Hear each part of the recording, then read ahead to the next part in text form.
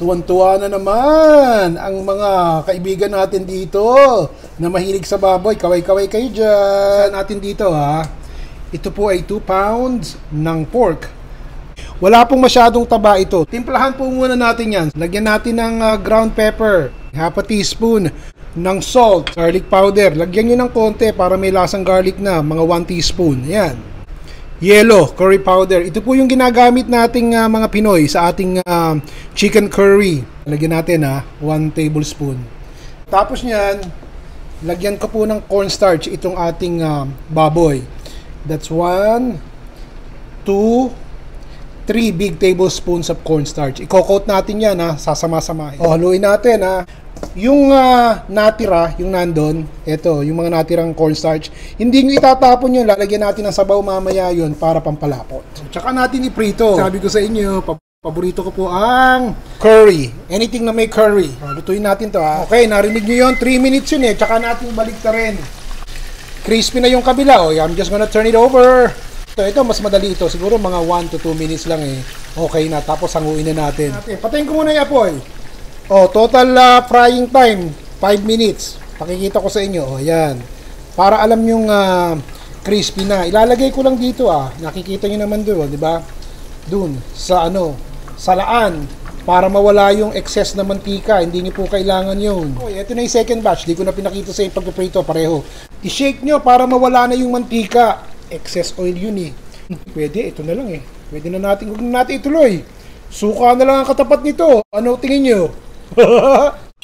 Mag-isa na tayo. Ito po yung ginamit kong pinagprituhan ng baboy Konti lang, mga 4 tablespoons. Umpisahan natin sa sibuyas. Maraming sibuyas. Marami ring luya.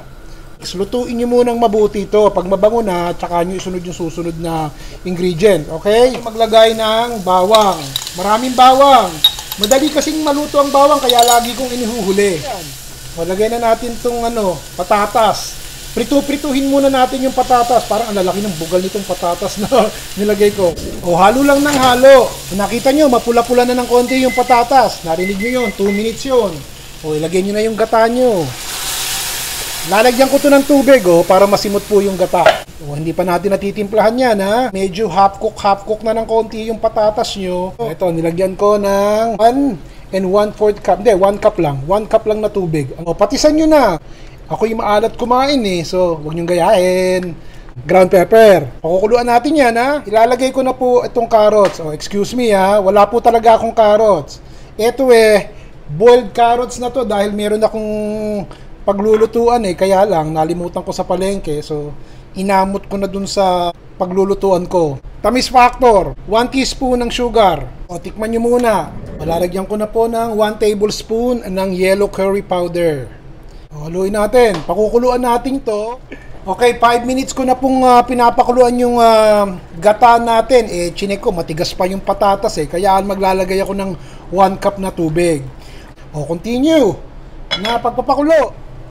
Okay, tignan natin. Alright. 10 minuto ko pinakuluan tong patatas. Lalagay na natin tong ating red bell pepper.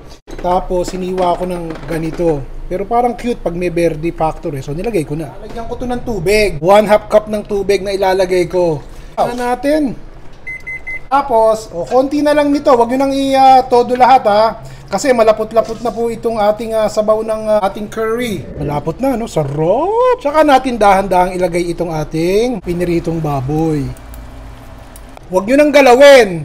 I-serve nyo na right away kasi ayaw nyo ng mga maligo ng sauce yung crispy pork nyo. Tayin nyo yung apoy tapos na. Nako, sabi ko sa inyo, masarap to. Creamy yung gata. Pagkatapos merong tapik ng yellow curry at crispy yung pork. Tapos may red bell pepper. May konting anghang galing dun sa luya. Nakita nyo naman, nagsaing na ako. So kung ayaw nyo po ng chicken version, itry nyo po ito. Palagay ko yung magugustuhan nyo.